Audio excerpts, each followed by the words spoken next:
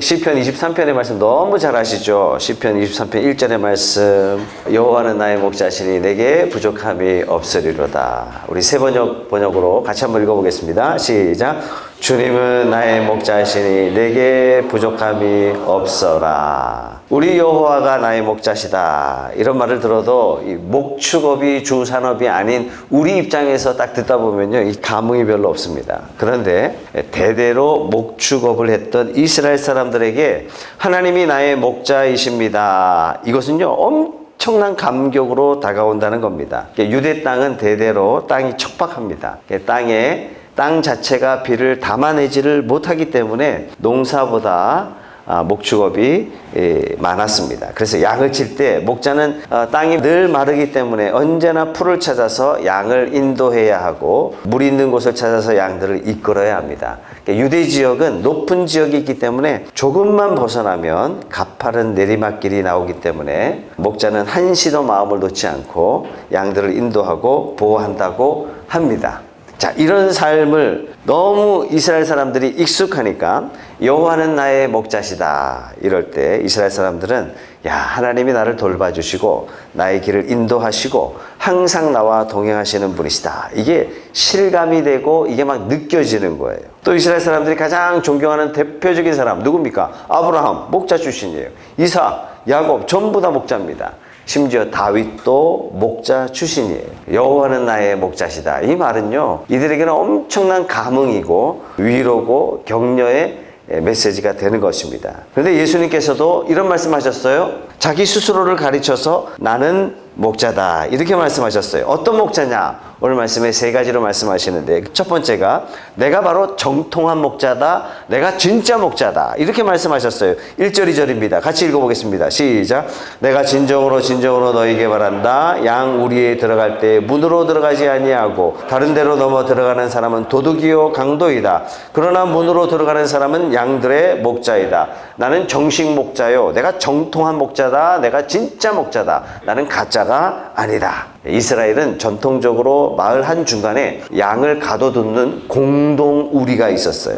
저녁이 되면 목자가 양을 데리고 와서 우리에 집어넣습니다. 아침이 되면 목자가 와가지고 자기 양을 다 불러내는 거예요. 근데 목자는 자기 양이 우리 눈에는 다 비슷하게 보이지만 목자 눈에는 정확하게 어떤 양인지 다 알기 때문에 더군다나 양들의 이름을 다 불러준다는 얘기예요.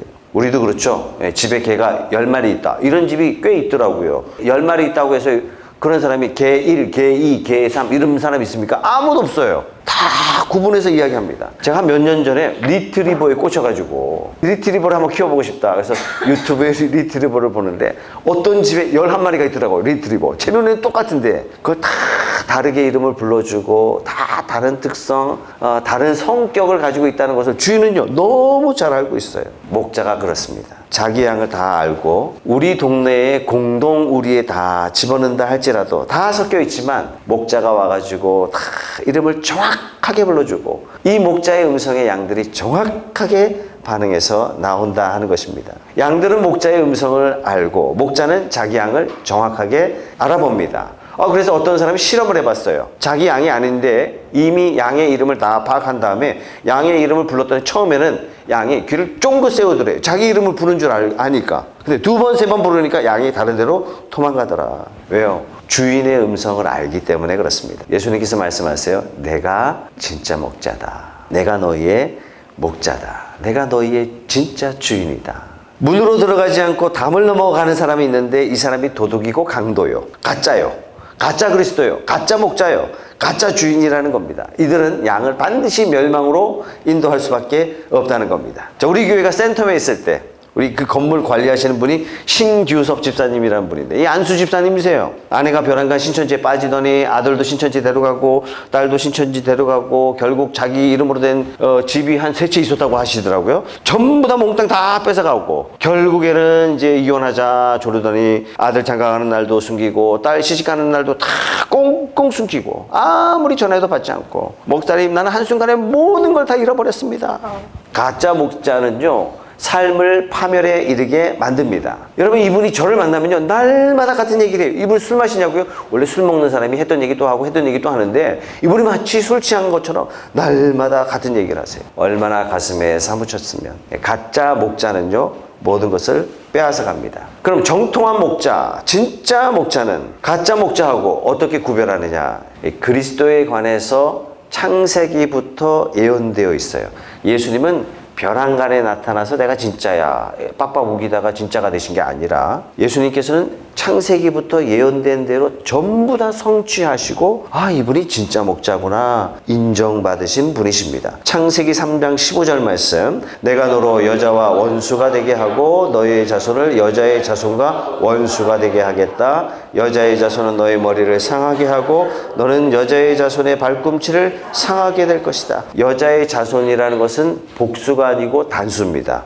사탄의 하수인 뱀은 여자의 자손의 발꿈치를 상하게 하지만, 그러나 여자의 자손은 뱀의 머리를 상하게 한다 하셨으니까 사탄을 아주 치명적으로 상처를 준다는 얘기예요. 사탄을 멸망시키고, 어떻게 치명적으로 상처 주셨어요? 십자가에서 피 흘리심으로 말미암아 뭐가 깨졌어요? 사망 권세가 깨진 거예요. 그 성도는 죽음을 두려워하지 않아요. 죽음이 우리를 올무에 놓지 못하는 겁니다. 그리스도에 관해서 이미 에덴 동산에서부터 예언되어 왔습니다. 모세에게도 하나님께서는 그리스도를 예언하셨습니다. 신명기 18장 15절 말씀입니다. 하나님은 당신들의 동족 가운데서 모세가 이야기한 겁니다. 나와 같은 예언자 한 사람을 일으켜 세워주실 것이니 당신들은 그의 말을 들어야 합니다. 모세가 그리스도에 관해서 예언했습니다.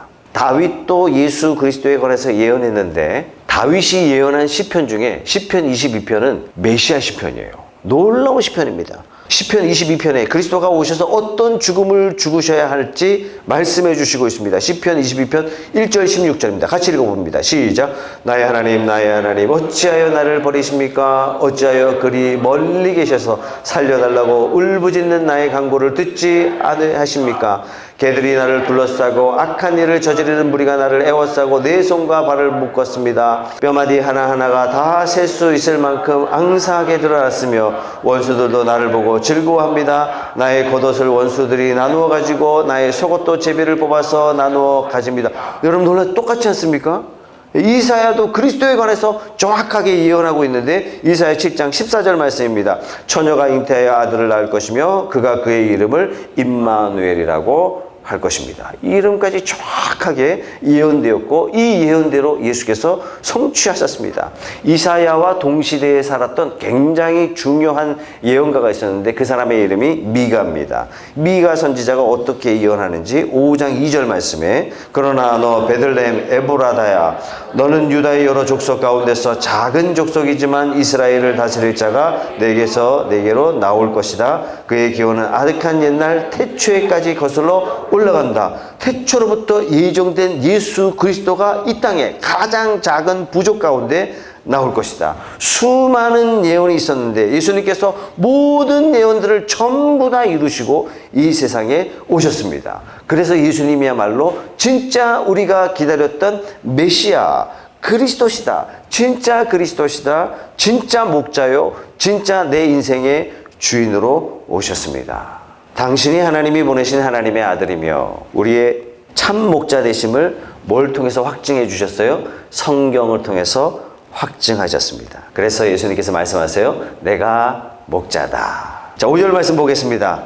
양들은 결코 낯선 사람을 따라가지 않을 것이고 그에게서 달아날 것이다. 그것은 양들이 낯선 사람의 목소리를 알지 못하기 때문이다. 예수님께서 정말 하나님이 보내시는 참된 목자인지 어떻게 아느냐? 그분의 목소리를 들어보면 안다는 얘기예요. 하나님께서 이미 여러 예언자들의 입을 통해서 말씀하신 그 목소리인가 아닌가. 당시 예수님을 핍박했던 유대인들은 하나님의 말씀보다도 뭘 많이 따랐어요? 전통을 많이 따랐어요. 그래서 예수님이 와서 말씀하셨을 때 하나님의 음성을 듣지를 못합니다. 왜 그럴까요? 자기 전통에 얽매여 있기 때문에 그렇습니다. 자기 가치관에 사로잡혀 있기 때문에 그렇습니다. 왜 성경이 멀어졌느냐? 자기들이 지켰던 전통과 문화가 더 중요해졌기 때문에 그렇습니다. 우리도 하나님의 음성을 듣는 귀를 키워야 돼요. 요새 얼마나 가짜 목자가 많고 가짜 목사가 많고 이상한 교회가 얼마나 많습니까? 다 성경 가지고 이야기해요. 다 열심을 가지고 사람들에게 성경의 말씀을 전하는 것처럼 들립니다. 그럴듯해요.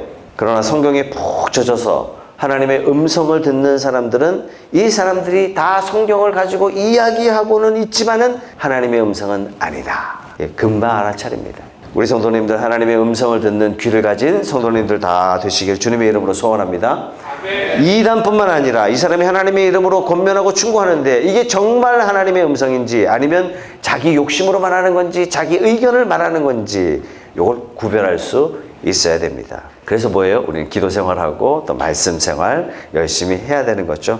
고린도 전후서를 읽어보면 전부 다 교회 열심히 있는 사람이죠. 방언 다 잘해. 예언 너무 잘해. 가르치기를 얼마나 잘하는지 몰라. 유식한 말을 얼마나 잘 쓰는지 몰라요. 그런데 교회 안에 분쟁이 많아요.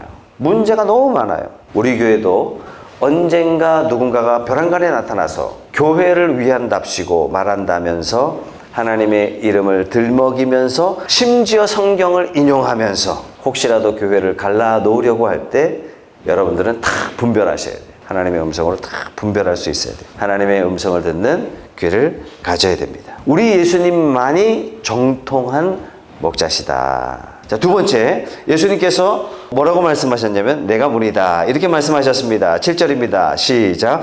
예수께서 다시 말씀하셨다. 내가 진정으로 너희에게 말한다.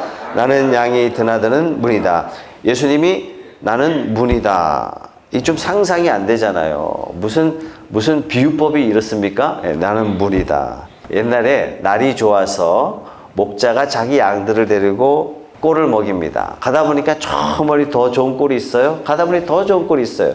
돌아오려니 하룻밤이 지나고 나니까 계속 더 가는 겁니다. 다시 말해서 2박 3일 꼴을 찾아 캠핑을 가는 겁니다.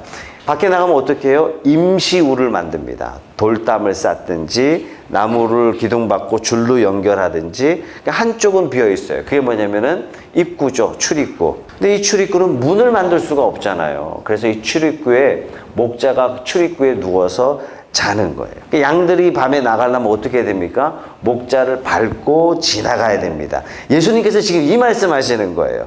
나는 문이다. 누구든지 나를 통하여 들어오면 구원을 얻고 드나들면서 꼴을 얻을 것이다. 나를 통하지 않고는 밖으로 나갈 수 없는 거예요. 예수님이 나를 통하지 않고는 영생이 없다. 나를 통하지 않고는 구원받을 수가 없다. 내가 바로 구원의 문이다. 드나들면서 꼴을 얻는다. 드나든다. 어떤 말씀이 생각나십니까?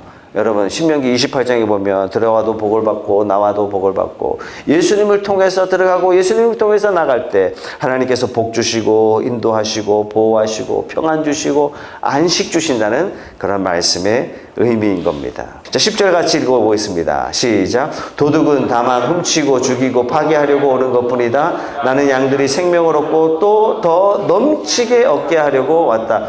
더 넘치게 얻을 수 있는 분이 누구냐? 예수님이에요. 예수님. 이거 주일날까지 우리가 예배 한 달에 한 번씩만 드리고 열심히 일해야 우리가 꼴을 얻을 거 아닙니까? 아니. 예수님께 와야 풍성한 꼴을 얻을 수 있다. 풍성한 삶의 비결이 누구냐? 예수님이다. 가정교회를 시작하신 분이 최영기 목사님이시잖아요. 최영기 목사님 어떤 분입니까? 서울 경기고등학교 나왔어요. 이미 경기고등학교 나왔으면 강동구, 강남, 송파 이쪽에서 일단 전교 탑을 찍어야 경기고등학교를 갈 수 있었단 말이죠. 제 때는 그랬어요. 제 때는. 대한민국 최고 고등학교예요. 그리고 서울대학교 전자공학과를 나왔어요. 엘리트 중에 엘리트죠. 할아버지는 항일 운동하시는 목사님이에요. 가문도 엘리트예요. 근데 이분이 신학생활 하시면서 중고등학교 때 내가 대학만 가면 교회 떠나겠다. 작정을 딱 하고 대학 가자. 대학만 가면 교회 떠나겠다. 대학 가셔서 진짜 교회 떠나신 거예요. 오랜 생활 교회 떠나셨다가 가만 보니까 다시 신앙생활 해야 되겠다 이런 생각이 드셨던 거예요. 다시 신앙생활 하려고 하니까 끊을 게 너무 많은 거예요. 하지 말아야 할 게 너무 많은 거예요. 생각해보니까 너무 깝깝하다. 이거 신앙생활 다시 하자니 깝깝하고 안 하자니 좀 그렇고. 그런데 이분이 10절 말씀을 읽으신 거예요. 이 10절 말씀 때문에 나는 양들이 생명을 얻고 더 넘치게 얻게 하려고 왔다. 와, 예수님 안에 있을 때 내가 더 풍성해지는구나. 이걸 말씀을 믿음으로 받아들이면서 신앙생활을 다시 시작하게 되셨다. 이런 고백을 하셨습니다. 여러분, 예수님이 오신 목적이 뭐죠? 사람들을 불러다가 성도 만들고 부담 주려고? 아니에요. 더 풍성한 삶을 살게 하시려고 예수님이 오셨습니다. 다른 삶을 살도록 하기 위해서 예수님이 오셨습니다. 우리 지난주 목장에서 한 집사님이 신앙생활은 구속이 아니라 뭐다? 참된 자유다. 참된 자유다. 당신이 신앙생활해야 진짜 자유를 경험하지. 좀 자유롭게 살라고 저는 신앙생활 안 합니다. 반대다, 반대. 당신이 거꾸로 알고 있는 거다. 이렇게 전도했다고요. 예수 믿기 전에는 마음이 강팍하고 딱딱하고 뭐 그랬지 않습니까? 그런데 예수님을 주님으로 영접하고 나니까 마음에 여유가 생겨요. 삶의 풍성함을 체험하게 됩니다. 옛날에는 친구를 사귀어도 나하고 맞는 사람, 말이 되는 사람, 수준이 맞는 사람, 사람 골라서 생겼는데 골라서 사람을 사귀었는데 그 가운데서 뭐예요? 실망하고 낙담하고 배신당하고 결과는 뭡니까? 외롭습니다. 외롭습니다. 그런데 예수님 영접하고 나니까, 주님을 섬기고 나니까 매주 2번씩, 그죠? 주일날 한 번, 목장에 한 번, 나를 사랑해주는 형제 자매가 수두룩하게 생겼어요. 수두룩하게. 외로울 틈이 없어. 친척들을 위해서 기도하는 것보다 나를 위해서 기도하는 시간이 더 많아. 우리 목자 목녀가 나를 위해서 간절하게 눈물로 기도해줘요. 예수님도 그러셨죠. 누가 친척이고 누가 가족이냐. 여러분, 목장 그래서 가족입니다. 신앙생활 하면요, 삶이 풍성해집니다. 풍요로워져요. 정돈이 딱 돼요. 뿐만 아니라 지혜도 하나님이 풍성하게 베풀어 주십니다. 말씀을 볼 때 지혜 주심을 수시로 경험합니다. 야고보서 1장 5절 말씀 다 같이 읽어볼게요. 시작. 여러분 가운데 누구든지 지혜가 부족하거든 모든 사람에게 아낌없이 주시고 나무라지 않으시는 하나님께 구하십시오. 그리하면 받을 것입니다. 기도하면 아이디어를 주세요. 지혜를 주세요. 풍성하게 주세요. 어떻게 이런 생각을 할 수 있었어? 어떻게 이렇게 지혜로울 수 있지? 이런 말을 예수 믿게 되면 하나님께서 듣게 만들어주세요. 지금은 천국에 계시지만 규장출판사 설립자 여운학 장로님이 말씀 암송을 평생 실천하셨어요. IMF 때문에 모든 출판사들 도산할 때 이분에게 하나님께서 돈 버는 지혜를 주셨어요. 그래서 뭐라고 얘기해요? 매월 첫째 토요일 아침 8시에 이제 양재동에서 다 모이는 거예요. 한 달에 한 번씩 가는데도 이분이 항상 하시는 말씀이 하나님께서 나에게 돈 버는 지혜를 주셨다. 아침 출근할 때 말씀 암송하고 매일매일 암송하고 출근 8시 반에 딱 출근하고 기도하면 하나님께서 막 아이디어를 막 쏟아부어 주시는데 그 아이디어를 딱 적고 기획부에 딱 던져놓으면 그 돈이 돼서 돌아온대요. 어마어마하게 돈이 돼서 돌아왔다. 하나님께서 나에게 엄청나게 부어주셨습니다. 왜요? 주님과 더불어 사니까. 남들과 비교할 수 없는 그 놀라운 지혜를 하나님께서 공급해 주시는 거예요. 물질의 풍성함도 마찬가지죠. 예수님을 통할 때 지혜가 풍성하게 되고 예수님을 통할 때 물질도 풍성하게 주시는 줄 믿으시기 바랍니다. 그러니까 예수님이 내가 문이다 이렇게 말씀하시는 거예요. 이분을 통해서만 구원받을 수 있고 이분을 통해서만 우리가 풍요함을 누릴 수 있는 것입니다. 여러분, 우리가 얼마나 돈이 많으면, 은행에 돈이 많으면 풍요로워질까요? 요만큼만 있으면 풍요로워질 것이다. 이 착각입니다. 내가 어느 정도 사람들에게 인정받으면 풍요한 삶을 살 수 있겠습니까? 이 착각이에요. 우리에게 풍요함을 주실 수 있는 유일한 근거는 뭐냐? 우리 주 예수 그리스도 한 분밖에 안 계십니다. 예수님이 이 세상에 오신 목적은 우리에게 부담을 주고 우리를 뭔가 좀 제한하고 우리에게 뭔가를 못하게 하려고 오신 것이 아니라 우리에게 오히려 풍성한 삶을 살게 하시려고 우리 주님은 오셨습니다. 성도 여러분, 주님 안에서 그 풍성함을 누리는 그런 저와 여러분들이 다 되시길 주님의 이름으로 축복합니다. 아멘. 예수님께서 자기 자신을 3번째로 이렇게 소개합니다. 나는 선한 목자다. 11절입니다. 시작. 나는 선한 목자이다. 선한 목자는 양들을 위하여 자기 목숨을 버린다. 왜 선한 목자냐? 첫 번째, 나는 양을 위해서 목숨을 바치기 때문에 선한 목자다. 지금도 팔레스타인 땅에 가면 목자들이 3가지를 가지고 다닌다 그럽니다. 첫 번째는 지팡이에요. 양들이 딴 길로 가면 이 지팡이 꽃에 이렇게 꼬부랗게 되어 있기 때문에 다리를 탁 건다든지 목을 탁 건다든지 하여튼 지팡이를 갖고 다녀요. 두 번째는 뭐냐면 방망이를 갖고 다녀요. 그래서 시편 23편에 주의 지팡이와 막대기가 나를 안위하시나이다. 2가지가 나옵니다. 여기서 막대기는 방망이입니다. 몽댕이죠, 몽댕이. 이 몽댕이는요, 몽댕이이기 때문에 앞에 뭉툭합니다. 뭉툭하고 어떤 목자는 여기다 아주 바늘 같은 뾰족한 거를 달아놨어요. 왜? 짐승이 오거나 강도가 왔을 때 이걸로 싸우는 거예요. 이 방망이 대신에 갖고 다니는 게 또 있습니다. 어떤 목자는 방망이, 어떤 목자는 물맷돌. 사사기에 보면 용사들이 물맷돌로 전쟁에 승리하죠. 사사기 20장 16절 말씀. 이 모든 사람 가운데 뽑힌 700명 왼손잡이들은 무릿매로 돌을 던져 머리카락도 빗나가지 않고 맞히는 사람들이 있다. 머리카락도 맞출 수 있는 그런 능력을 가졌다는 얘기예요. 다윗도 뭐 했어요? 이 물맷돌을 잘 던졌습니다. 이걸 잘해서 출세했죠. 양들이 어딜 가면 물맷돌로 탁 해가지고 양들이 막 도망가면 그 앞에다가 돌을 딱 던져 놓으면 양이 깜짝 놀라서 가던 길을 돌이켜서 돌아온다는 얘기예요. 거기 위험을 감지하고 돌아온다는 얘기예요. 자, 이스라엘 사람들에게 양은 가족입니다. 먹기 위해서 키우는 것이 아니라 털을 깎기 위해서 양을 키웁니다. 그래서 정식 목자는 걸음마를 시작할 때부터 이 양과 함께 더불어 사는 거예요. 가족이에요, 가족. 그래서 99마리 양을 두고 한 마리를 찾아가는 심정을 우리는 이해할 수 없어요. 목동 일을 하는 사람들에게는 이게 가족이기 때문에 그 한 마리를 잃어버릴 수가 없는 겁니다. 양이 단순한 짐승이 아니라 가족이라는 것을 다윗이 보여줬죠. 사울 왕이 블레셋 장군 골리앗 앞에서 쩔쩔맬 때 17살 다윗이 자원합니다. 왕이시여 내가 나가겠습니다.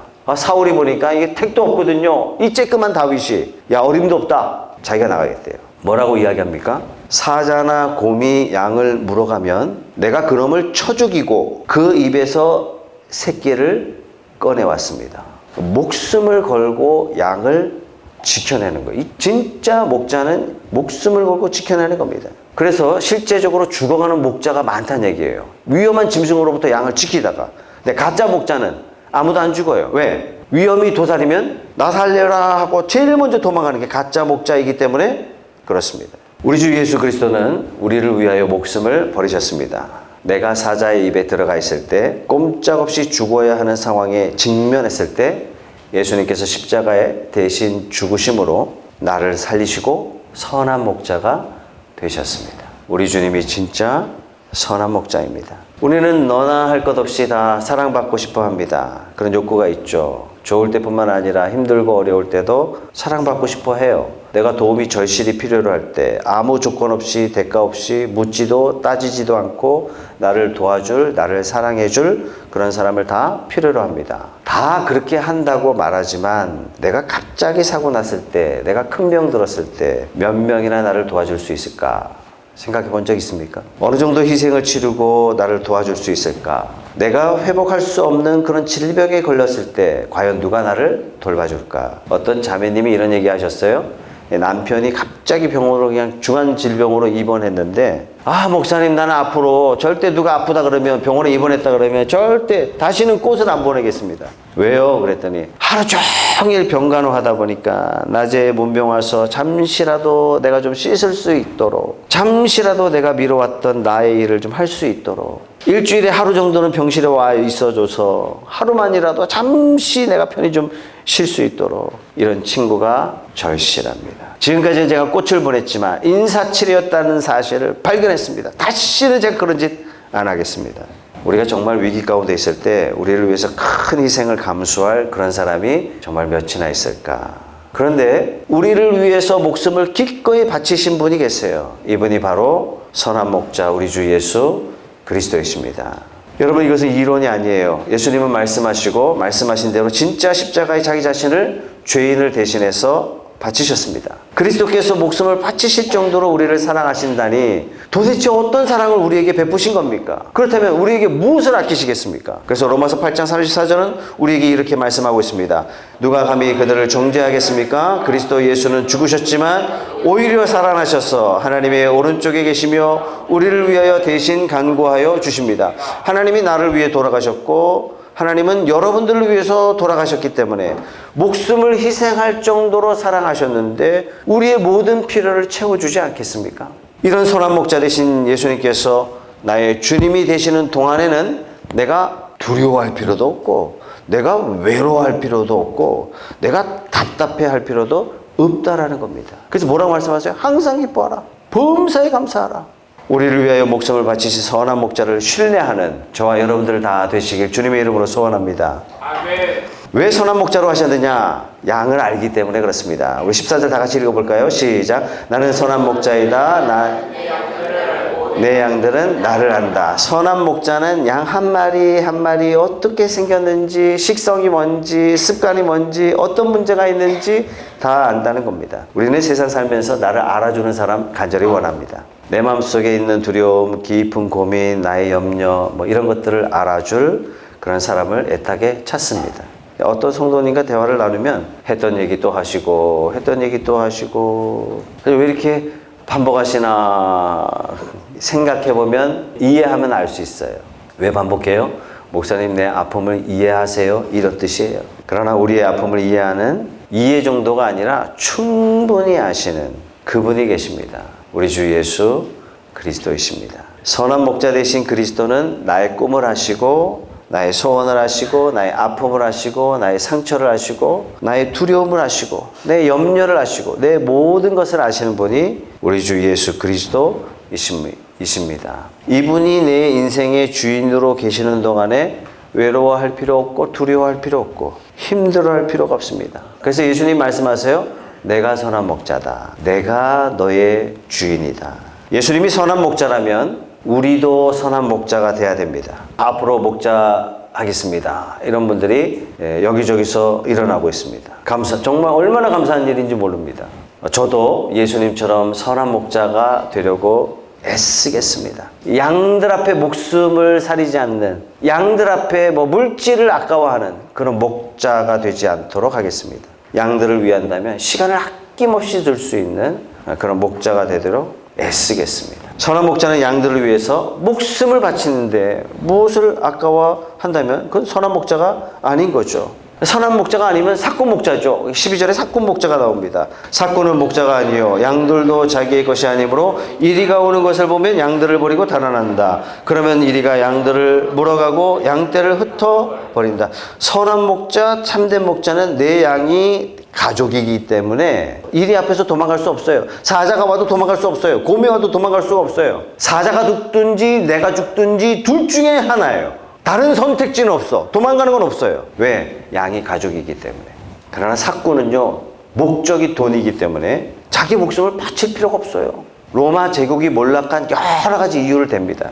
그 중에 하나가 용병입니다. 용병이 뭐죠? 목적이 돈이에요. 돈. 지키는 게 목적이 아니에요. 목적이 돈이에요. 처음부터 돈이에요. 목숨을 바치러 온 것처럼 말하지만 어느 누구도 목숨을 바쳐서는 안 돼요. 자기 땅을 자기 손으로 지키지 못했습니다. 자기 유익과 자기 이익과 자기 이름을 위해서든 자기를 위하여 목자 노릇을 한다면 그 사람은 사꾼이에요. 저의 간절한 기도 제목 중에 하나가 하나님께서 저를 쓰시다가 너 이제 목사 그만해라. 그런 다음에 저는 목사직 내려놓을 겁니다. 내가 배운 게 이거밖에 없어가지고 목사로 남아 있어야 되지 않겠나. 그렇게 안 할 겁니다. 일 끝나면 일반인 채석찬으로 되돌아갈 겁니다. 주님이 보내신 양을 섬기는 것 외에 어떤 것을 추구한다면 그건 사꾼 목자예요. 돈뿐만이 아니죠. 내 보람을 위해서 목자를 한다. 그건 사꾼이에요. 내 만족을 위해서 목자한다. 그것도 사꾼이에요. 내 기쁨을 위해서 목자한다. 그것도 사꾼이죠. 진짜 목자는 모든 관점이 양에게 가 있을 때 이게 진짜 목자예요. 그래도 좀 푸른숲 교회, 가정교회 하는 교회에서 좀 인정받으려면 목자해야 돼. 그래서 만약 목자한다면 이것도 사건이에요. 목자는 양들을 위해서 목숨을 바칠 수 있어야 돼. 오직 양을 위해서 존재하는 것이 목자입니다. 우리 예수님처럼 선한 목자가 되어보십시다. 하나님께서 저와 여러분들을 통해서 하나님 나라를 이루어 가실 것을 꿈꾸고 소원하십시다. 선한 목자가 되기 위해서는 양들을 알아야 됩니다. 우리가 가정교회를 시작한 이유가 목사가 성도를 알아간다는 게 쉽지가 않아요. 예배만 잠깐 드리고 성경 공부 잠깐 하고 이런다고 해서 서로를 안다는 게 결코 쉽지 않아요. 다 비상적이에요. 그래서 목장 모임이 시작됐고 정말 성도 간에 서로 사귐이 있고 교제가 있고 서로 돌보고 서로 관심을 가지고 서로 기도하고 이런 소그룹으로 나눠서 목장 모임을 하면서 가족이 점점 되어가는 모습을 체험하게 됩니다. 얼마나 감사한지 모릅니다. 목사는 목자들의 목자입니다. 그래서 목자들끼리 모임을 이제 시작하려고 해요. 이런 모임이 점점 많아지기를 저는 소원하고 있습니다. 목자 사역을 잘하면 상급이 있습니다. 베드로전서 5장 2절 말씀 보세요. 여러분 가운데 있는 하나님의 양떼를 먹이십시오. 억지로 할 것이 아니라 하나님의 뜻을 따라 자진하여 하고 더러운 이익을 탐하여 할 것이 아니라 기쁜 마음으로 하십시오. 여러분은 여러분이 맡은 사람들을 지배하려고 하지 말고 양떼의 모범이 되십시오. 그러면 목자장이 나타나실 때에 변하지 않는 영광의 면류관을 얻을 것입니다. 예수님이 예수님 자신을 어떻게 표현하셨어요? 목자장. 예수님이 목자예요, 목자. 목자장. 목자장 그리스도께서 나타나실 때 영광의 면류관을 얻게 될 것이다. 우리 성도님들, 목자의 소원을 가지십시오. 여기저기서 목사님 제가 목자 하겠습니다. 평신도 세미나 가겠습니다. 뭐 이런 얘기 나와서 두 가지 이유죠, 그죠? 첫째는 목사님이 목자 하는 거 보니까 영 마음에 안 든다. 제대로 못하는 것 같다. 내가 제대로 좀 보여줘야 되겠다. 둘째는 나도 목사님처럼 좀 섬기는 삶을 살아야 되겠다. 뭐 둘 중에 하나 아니겠습니까, 그죠? 저는 두 번째라고 늘 착각하며 살 겁니다. 우리가 목자로서 이 땅에 살아갈 때 하나님께서 큰 상을 주시겠다 이렇게 말씀하셨다면 우리가 이 땅에 사는 동안에 이런 목표가 있어야 돼. 내가 주님이 주시는 이 상을 내가 받아야 되겠다. 우리 한 분도 빠짐없이 올해 다 평신도 세미나 다 가시기를 바랍니다. 아무도 아멘 안 하시네요. 여러분, 저와 여러분 모두가 하나님 앞에 칭찬받는 그런 목자가 되십시다. 목자가 되어야 되겠다. 이런 동기. 정말 내가 양들을 위해서 애쓰고 수고하고 내 시간을 드리고 내 물질을 드리고 내 삶을 드리고 심지어 하나님 원하신다면 내 목숨도 드리겠습니다. 이런 마음으로 내가 이 양들을 위해서 수고하고 애쓰다가 목자장 대신 우리 예수님으로부터 다 칭찬받는 내가 그런 삶을 살아야 되겠다. 이런 동기라면 우리 하나님 얼마나 기뻐하시겠습니까? 이런 꿈을 꾸시다가 목자 되시고 이렇게 충성스럽게 섬기시다가 하나님 앞에 큰 칭찬이 있는 그런 저와 여러분들이 다 되시길 주님의 이름으로 소원합니다.